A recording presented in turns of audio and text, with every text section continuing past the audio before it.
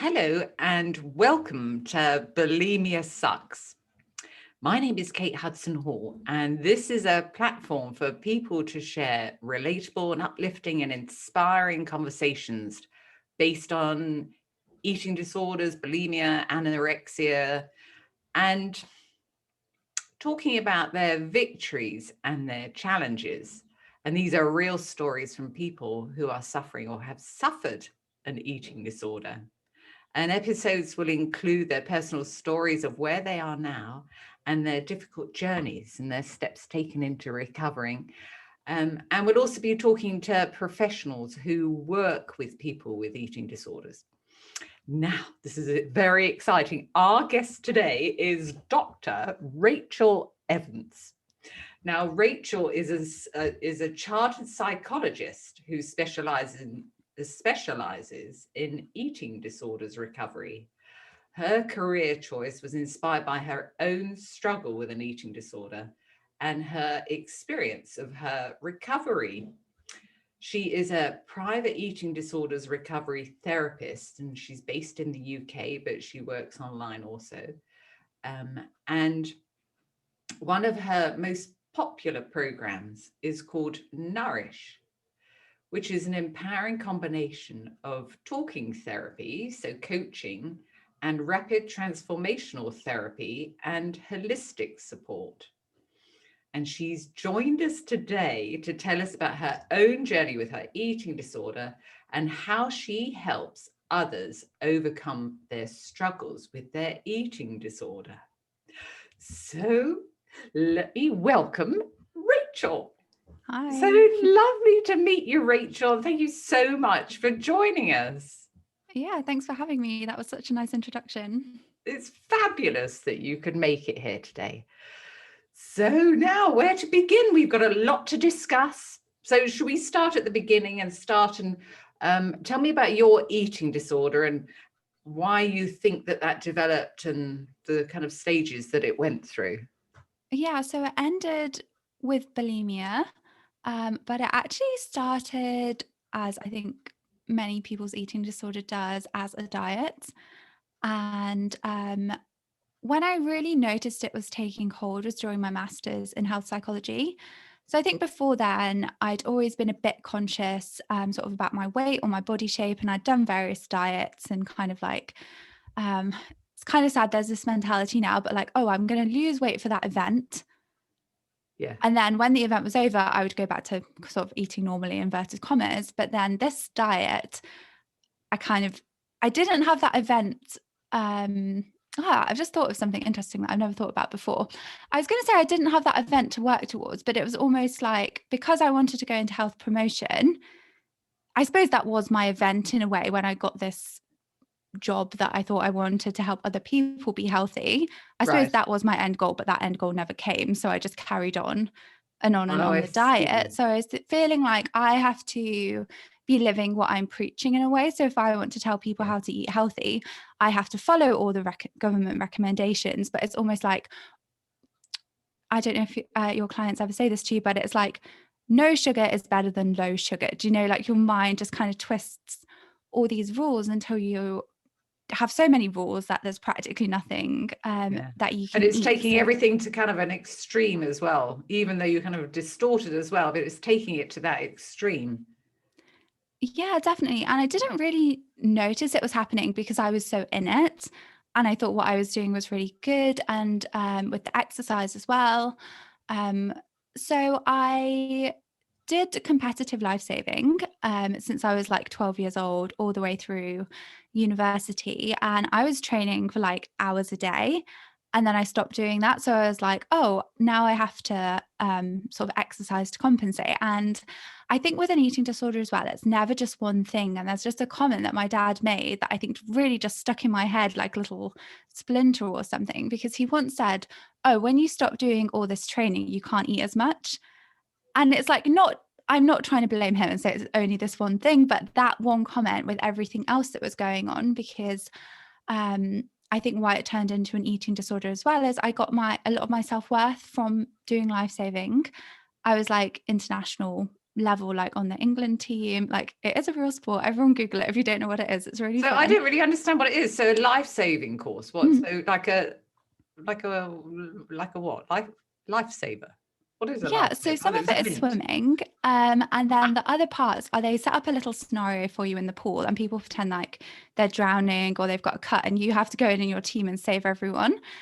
Oh, I see. So that when if you're a if you work in a what are they called? A Like a lifeguard. lifeguard. So yeah, so right. So that's the training that they have to do. Yeah, and then there's different sort of swimming races that we do with like, like flippers on and stuff. And then they've got this other, it's called a mannequin, but essentially it looks like half a body. It's like bright orange, and they fill it with water, and then you have to swim around with that, and it's like who can swim the fastest Okay. with that. So it's like of the sporty side of training, but like I say, I think as well, all my friends were there. It was making me feel good about myself that I was good at Yeah. this thing. And then I think as well, I also got a lot of my self-worth, and I can't think what the word is, but almost just having the routine of going to uni and like, oh, here, do this, you'll get a good grade. People will be happy that you've got a good grade. That's kind of how my brain works. And Yeah. then I think during my master's, I was really scared about going out into the real world because I didn't really have a plan. It's like, I want to work in health psychology, but I don't know what jobs there are. I don't know how to get there. Yeah. But I'm putting all this huge pressure on myself, and I've lost a lot of my friends because they've gone away, moved away since uni, and my school friends aren't here. And so I think it was like a lot more time that then I just put into researching about food and having these rules, which I guess gave me the structure and feeling safe. So it started as that for like a year, and then I got a job abroad.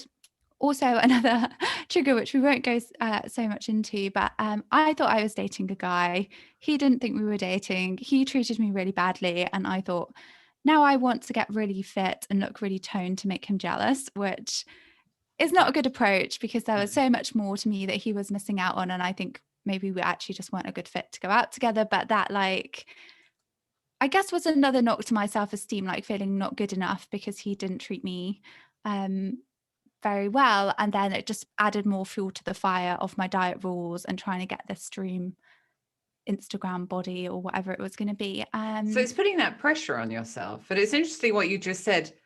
You said that I would put all this pressure on myself in order to keep myself safe.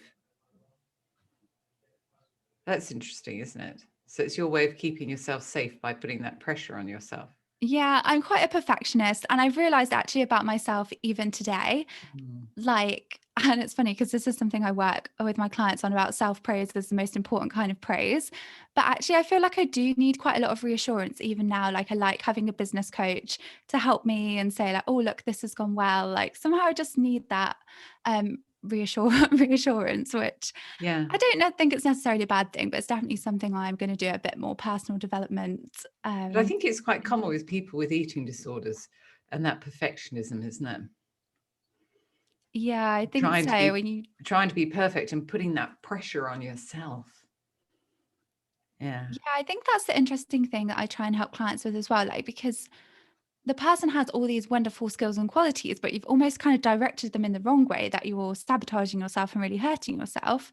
Whereas if you just directed them a little bit differently, then you could be like flourishing in your life. And yeah, absolutely. And it's sort of stepping back and then recognizing that, isn't it? Thinking, oh, okay, yeah, that kind of makes sense. If I focus my thinking and did this differently, then I could take myself, further forward positively rather than yeah. And I think for me, definitely in this first phase of my eating disorder, like, no one could tell me what I was doing was maybe like too much, or Rachel, we were trying to be too healthy, but I just wasn't hearing it because I was like putting all my energy into doing it. And then I moved abroad. I lived in Singapore for 8 months, which sounded like it was going to be amazing. But with an eating disorder, it is not amazing because, say, if you go and meet new people, usually you're probably going to go for like brunch or something, or to a party, and that's food and alcohol, which was quite scary for me. And I just was quite isolated. Like the people I worked with were lovely, actually. So that was 2014. One of the people I worked with actually messaged me this morning saying she was thinking of me and like that I've come so far since I lived there, which was really lovely. Like they were such nice people, but they had their own life. They didn't have like every evening or weekend to like spend time with me. So I think I was quite lonely in that as well. And my work, like it sounded really good on paper, but then in practice, it wasn't that great and I didn't really enjoy it. So I think I just really limited myself a lot. Moving to any big city, if you don't really know many people, it can be so lonely. I remember when I was 16 and I had to move and live in London on my own. It was like, I didn't know anyone. And then eventually, you know, I did make some friends, but it took, you know, 6+ months. But I didn't know anyone. And I just, that just intense, lonely feelings. Yeah. And then it's like, oh, how can we block feelings? Well, obviously you don't logically or rationally think about this, but I think what was going on is like, well, let me control my food. Let me walk around for hours and hours and hours at the weekend so I don't have to be on my own doing nothing. And I think as well, because of the eating disorder, it really affected my emotions a lot. So I think I felt that loneliness even more, or like when I was in work meetings and it wasn't going very well, then I would literally just start crying because I couldn't control my emotions anymore, which I think with the eating disorder, you think it's something wrong with you, but like it isn't, because that's probably related to the physiological things that were going on because I wasn't feeding myself. Yeah. I don't think we think about that. So anyway, I ended up coming home early because I wasn't happy there. And then when I came home, I had lost some weight from the eating disorder, but I didn't really sort of fit a classification box. So I did go to the NHS, but I went for help because my hair was falling out or my periods had stopped. I didn't go and say, I think I've got an eating disorder, because I didn't think I did. I just thought my dad was getting on at me saying, you're going to end up in hospital if you don't eat more. And I didn't really believe him. But then in the end, I did go to a private therapist, more so at the time because I was like, I just want to get my dad off my back. So I was like 25, but I was living at home because I didn't really know what job to do when I came back. And then my parents had an opening as a receptionist, and they were like, our receptionist is gone. Can you just work for us for a bit? So I sort of did that, and I didn't end up looking for another job because that's just so miserable. Like how, I hope this isn't triggering for people, but it's like, do you know when your life is like just wake up to exercise, to go to work, not really enjoy it, come home, think about how can I not eat? Like it just... Yeah. It's just really miserable. So I started seeing a therapist. She did really help me, but she wasn't a specialist in eating disorders. So she helped me challenge food rules, and I think stuff was shifting and loosening up a bit. But then I started binge eating, which was really scary and terrifying at the time. And I literally felt like I wasn't in control because it happened at nighttime. And people would say like, well, what I say people, I didn't really tell many people, my parents who knew it was happening, or the therapist when I say people, but they would be like, oh, well, why don't you try and do some yoga or go back to sleep? And I just literally felt like I couldn't do that. Like something was taking over my body. Sorry, you look like you wanted to say something. No, you know, it is. That's what it's like. It's as if something has taken over your body and you just can't control what you're doing.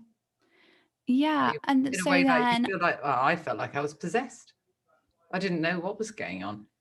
Yeah. And especially to have come from like being so, well, what I thought was really good at restricting, to then actually being out of control. But then I would restrict in the day still, which would lead to probably more binging at night. But I don't think the therapist knew that in terms of the physiology or specific things about why the eating disorder might be sort of maintained or changing. I stopped seeing her because she said something that I didn't like, which is not a good reason to stop seeing your therapist, but I just didn't go back.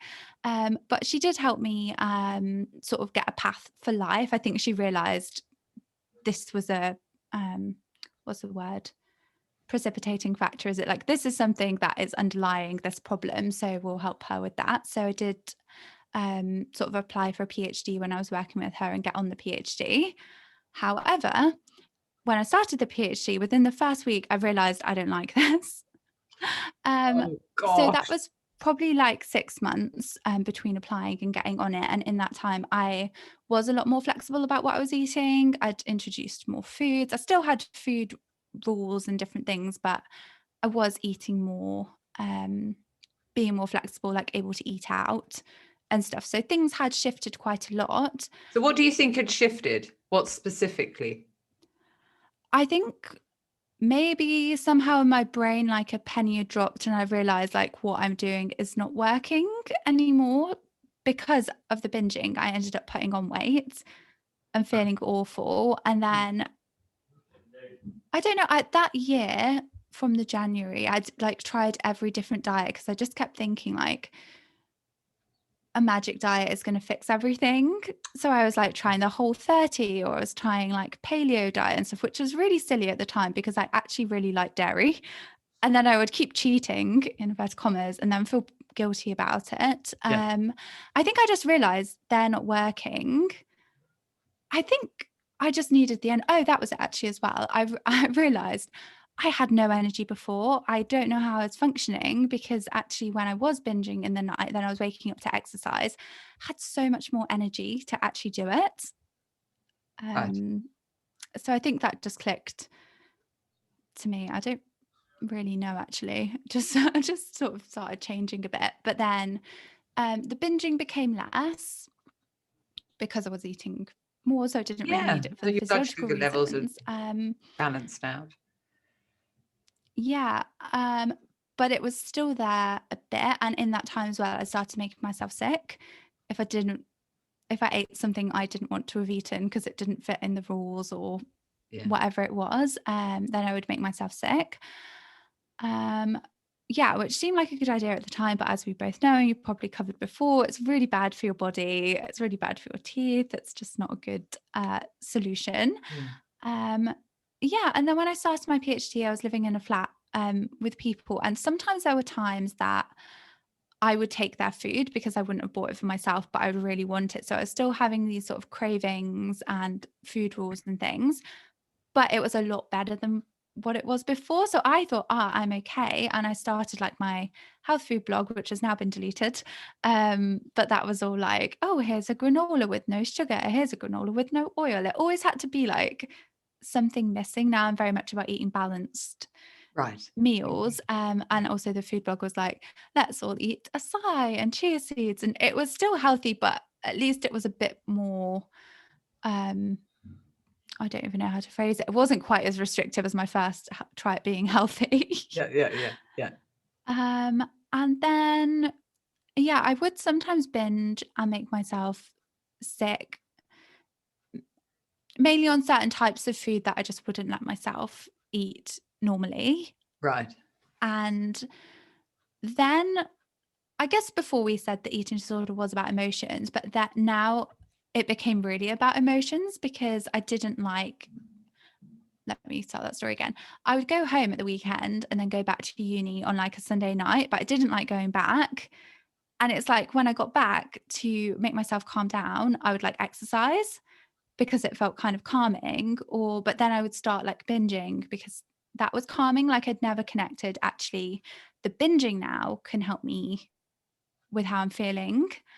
And then when I moved in by myself in my second year, then it got really bad, sort of for that reason, for like coping, for avoidance of going into uni when I didn't like going into uni. Yeah, and it just got really out of control, and it got to be from the evenings to be like earlier in the day and earlier in the day and earlier in the day and multiple times a day, and really just took on a life of its own until again it was like consuming all my thoughts. Yeah. And I just was like, I cannot carry on with this, so I'm going to get help. So that was kind of the end, well, not the end obviously, because I was wanting to be in recovery and recovering part, but that was like the decision and Well, why do realization you that I think, have bulimia. Rachel, why do you think you made that decision at that particular point? I think I made it because it's so draining to have bulimia and be making yourself sick that much. Like I was just totally drained. couldn't think about other things. Like if I did go into uni, I would be thinking, what can I buy on the way home? And sometimes I would be scared to go home because I wanted to buy stuff so much. I can almost feel it now if I'm talking about it. Like I would want to go to the supermarket so much, but also I wouldn't want to and didn't want to let myself. And I just felt so stuck and torn Right. literally every day. And I guess I would say icing on the cake. I don't know if that's the right metaphor or analogy, but like I realized this was going on and I was like, okay, I really need to do something about it, but I don't know what to do. Like I'd searched for therapists and stuff, but like I didn't actually believe that anyone could help me. Like I would see, testimonials and things, but I would kind of think, oh, that's okay for them, but it's not going to work for me because I actually think I didn't want to put any effort in. Right. I just wanted someone to magically do everything for me and I would pop out and everything would be okay. But I didn't. That's interesting, isn't it? Because other people will be feeling like that, thinking like that, maybe. That there isn't a magic wand. You have to, you do have to make that decision and make the effort and make those changes yourself.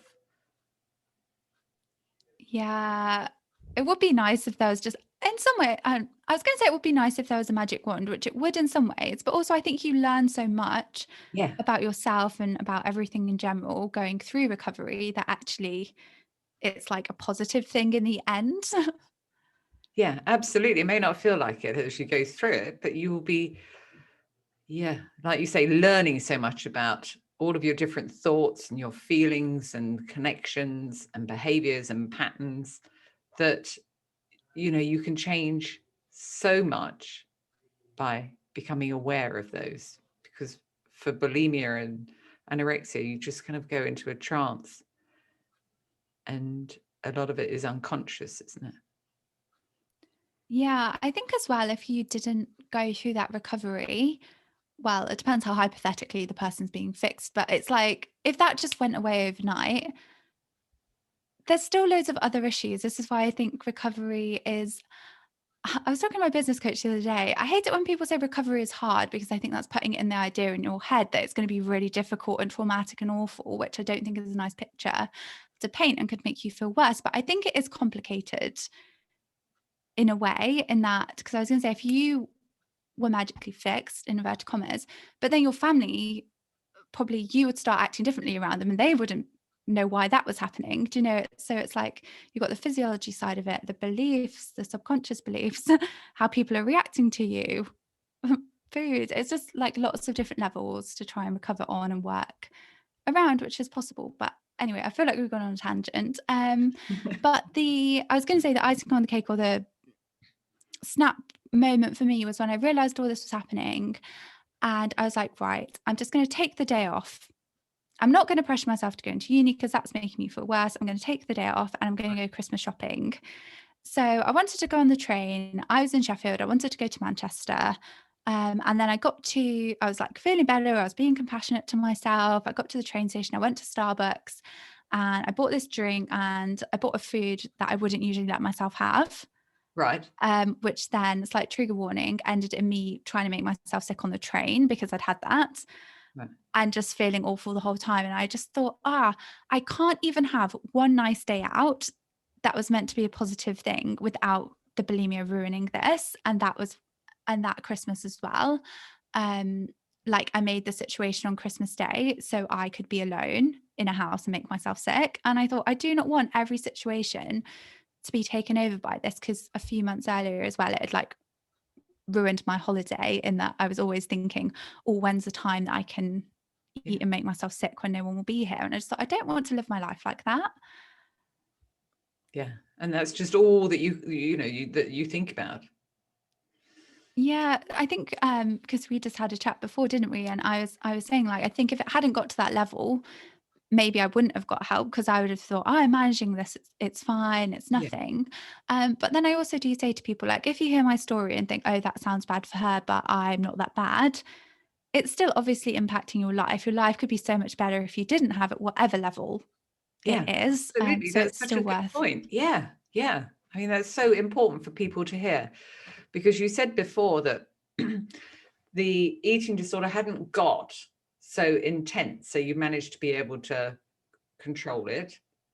to an extent. And then when it became much more intense and got so bad, that was when you actually had to take a step back and say, well, hang on a minute, I can't live my life like this anymore. This is just too engulfing. So if you hadn't have got to that point, you may have just continued along that negative sort of level of not actually taking those steps onto the recovery path. Yeah, I don't know what would have happened. I mean, I think I knew something wasn't okay. I was trying to do various like juice cleansers and stuff to like, do you know when they promise you, oh, this will reset your relationship with food and you'll stop craving sugar? And I was like, okay, great, I need to stop craving sugar. And the silly thing is, like, I already had done a master's in health behavior change. I was doing my PhD, which was looking at eating behavior. I was looking at self-control, habits, past behavior factors that can influence your behavior. So I knew, part of me knew that is not going to work. But then the other part of me was like, oh, please, they've marketed it like this is going to work. I really want it to work. Like I say, because I didn't want to look at all the other things that I knew might. So I went to a charity and they said, we can't help you, go to the NHS. So I went to the NHS for a few sessions and I wasn't a very receptive client.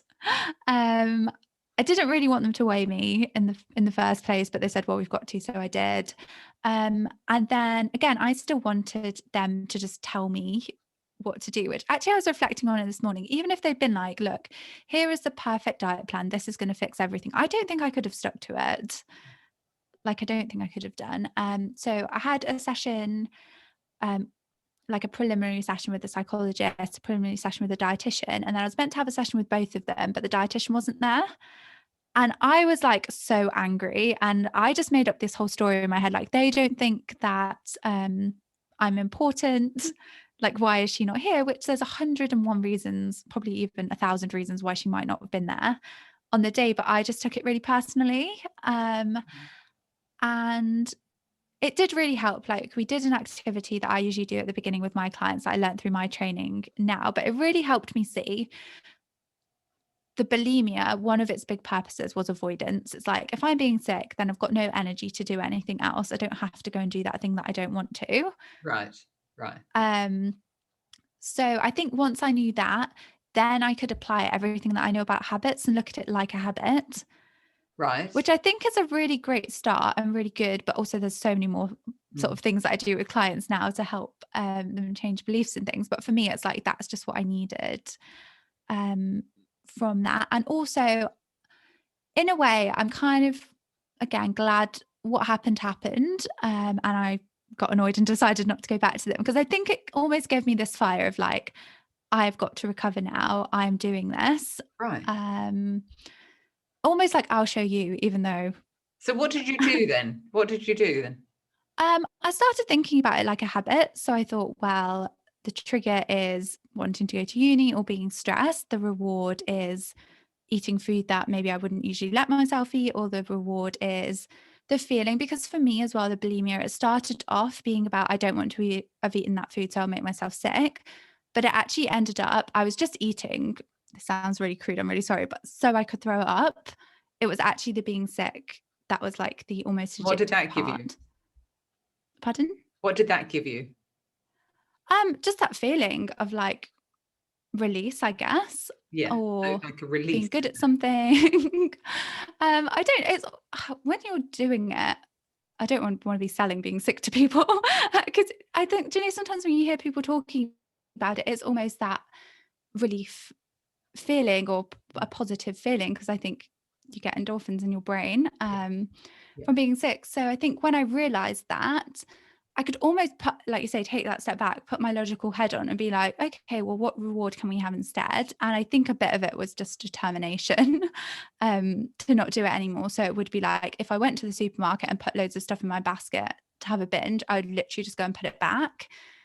And sometimes I would be crying and my whole body would be like hurting and angry because I was putting it back, but it was just like, no, I'm doing this. And what did you replace that relief with then, when you put all that food back? What did you do for you instead?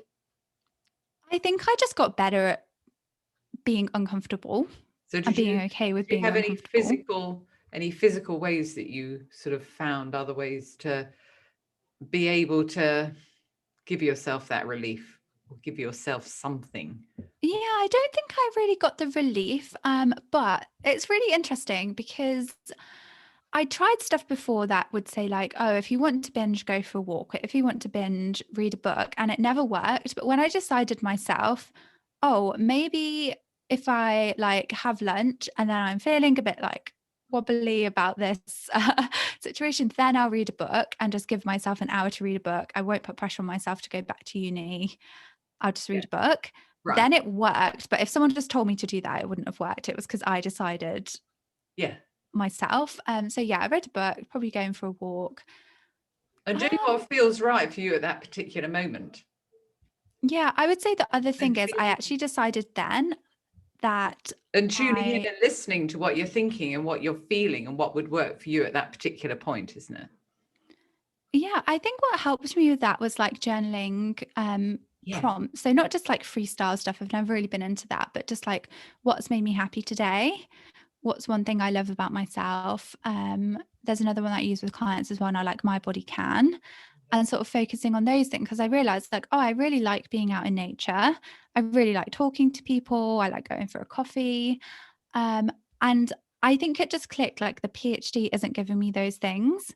It's quite isolating. Like, yeah, there's people around, but they're not doing your topic.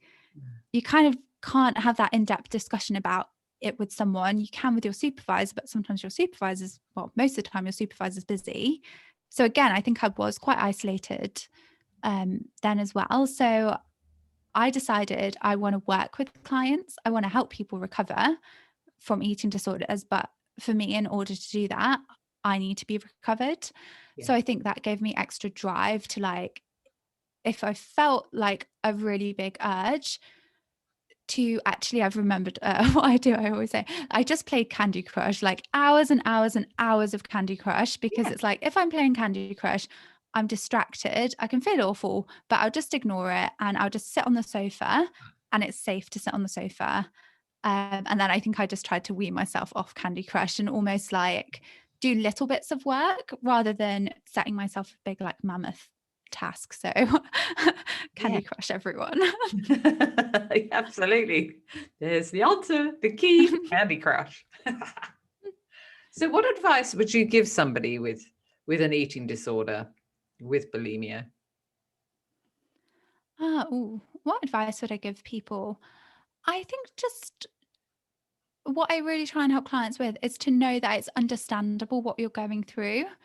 Because I think for me, I felt almost like, and words that I hear from clients too, like I felt like I was going crazy or I felt like I was broken.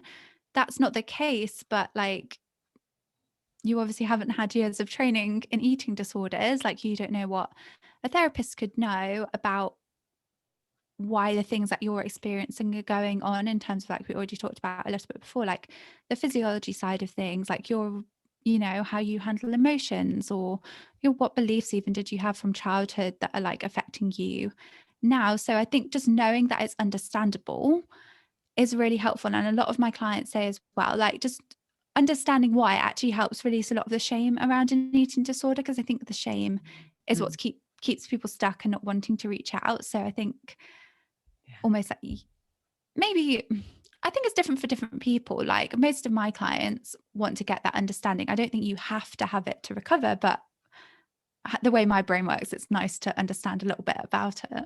Yes. Yeah, absolutely. And understand how that specific person is, you know, the reasons why they're reaching out for food, when, you know, they know where it's going to end up. You know, behind every behavior, there's reasons why people do something. There's positive intentions, isn't there? Yeah, definitely. Secondary gains there of why people are behaving in that certain way. Yeah, because I think often the time as well, like once you've probably gone through that initial stage of denial and sort of not knowing what to do, I think then you've probably read some books, you've listened to some podcasts. It's like, you know what to do, but you can't do it. But it's because often it's really hard to help yourself see that deeper level, isn't it? Like one of my mentors once said, like, you can't try and trick your own mind with your mind, or something. Like sometimes it's hard for you to figure what's going on for yourself because you're hiding it from yourself. Yeah. Yeah. Yeah, I think the other thing that I would say is I believe that recovery is possible for everyone, like no matter how long you've had it or what you're experiencing. Because I do get quite a lot of people message me to say, like, I've had this for 17 years. Do you think I can recover? And I think if you want to recover, then you can recover. Maybe if someone has like CPTSD as well, it might be a bit more difficult for you, but you can still do it if you want to. Yeah. Yeah. Absolutely. Because you're the result, or we are the result. Recovered.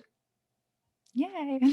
I know, that's fantastic. We love it. We love it. So, Rachel, so what are you doing now? So you have your company Nourish. And so what does that involve, and how could people find you? Yeah, so my program is called Nourish for Bulimia Recovery. So it's 3 months. And I guess how I try to be a little bit different because I'm in private practice is like, so the first session is 3 hours long that we can get like all the history and background and really sort of get going from day one, because I don't want people to feel like, I've been in therapy for 6 weeks and we've still not, got anywhere, which obviously you have, but sometimes I want my clients to feel like they're getting the results from day one with like lots of different strategies. And with that, we try and look at like the present, what tools do you need to help you now? So probably playing Candy Crush, but no, lots of things about managing emotions or like how to reduce cravings and things. Obviously, like we talked about a lot today, looking in the past, like how did you make the beliefs that are sort of running your behaviors now? How can we change those beliefs? But then also like looking at the future and helping them paint the picture for what they want recovery to look like, so it feels more motivating to go towards that. And as you know, Kate, like I do more like sort of talking therapy, but also NLP, hypnotherapy, EFT, like a whole load of different modalities to sort of help people move through that. Yeah. Yeah. I love it. I love it. So how can people find you? My Instagram is rachel.evans.phd. And then my website is Eating Disorder Therapist. Really easy. Okay, good. So we'll post those below so people can find you. Gosh, well, Rachel, thank you so much for sharing your story, and explaining how you felt recovering and why you feel that you recovered, and it's fantastic the way you are now. Thank you. Recovered. That's amazing. Well, thank you so much for joining us. It'll be very helpful for people to hear your journey and to learn from your journey. So thank you very much for coming on. Thank you. So that's all for today's episode of Bulimia Sucks. And so thanks for listening and joining us today. And come and listen to our next episode of Bulimia Sucks, and make sure that you subscribe to the podcast on Apple iTunes so you never miss an episode. Plus, if you haven't already heard about it, check out my book, Bulimia Sucks, which is on Amazon, to learn many different techniques to help you to begin to break those painful bulimic behaviors. And also soon, I'm releasing a Bulimia Sucks personal food journal to help support people in their recovery journey. And also my book is Bulimia Sucks is also now live as an audio book on Amazon and Audible and iTunes. So check that out. So thank you for listening, and come and make sure that you come and join us on our Facebook group and say hi if you haven't already done so, because it's great to connect with like-minded people and chat about ups and downs and difficulties that we may have. So thanks for listening, and I'll speak to you in the next episode.